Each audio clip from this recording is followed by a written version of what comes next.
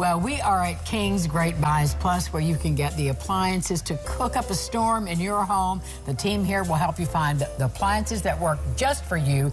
And Merritt Bates Thomas is here. Little chicken soup for the soul today. Chicken soup for the soul, 'tis the season. Soup is good anytime, but I think this time of year in particular, and as we head into cold season, flu season, having some of this stashed away in your freezer isn't a bad idea. Great idea. So, and I love the fragrance here, the aroma. So what makes this different? Because it smells a little different than the chicken soup. If it's one of my recipes and it's not a dessert, usually lots of garlic. I love that. I love that.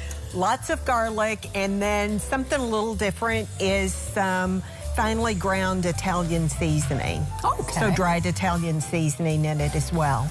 So I like to cook a whole chicken and use that chicken stock. That really helps with the good flavors.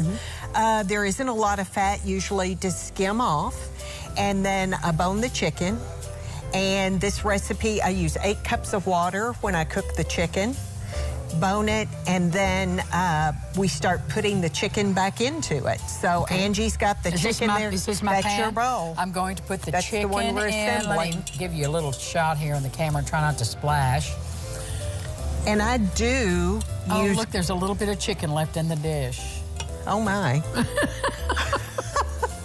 Oh, it's good, Merritt. Good. It's always so tender, it usually falls off the bone. I use fresh garlic or garlic powder when I cook the chicken, and then I add more as I make the soup, too.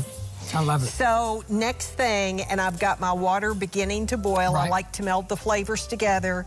In a small saute pan, I've cooked some diced onion, sliced carrot, and sliced celery. And again, more garlic. And more flavor, too. Okay. So we're going to let you put that in there. Darling. Look at that. Look at all that goodness.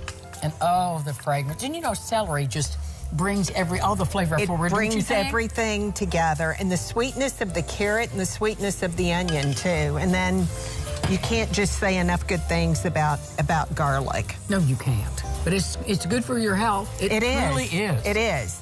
So what I would do if I were making this to freeze, I would stop here.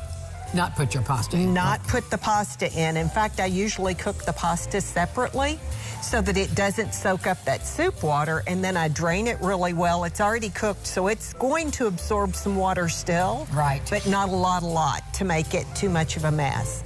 So we've got our base. You can freeze this if you want, depending on the size, or now it's time to add the pasta. Now this is already cooked? It's already cooked, yes. All right.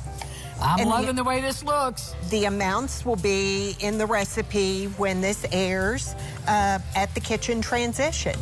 Okay. Now. Is it time to sample? Oh, honey, it's time. I've been smelling this since I walked in. So dish it up for me, Merritt. And let me get some of the good broth for you. Oh, please do. Please do. All right, honey. Kitchen transition. This is where you're going to find these recipes. Merritt Bates Thomas. That is so good. Good. Good and good for you. Thank you, Merritt. Thank you. We'll be back with more lifestyles, and I'll be healthier right after this.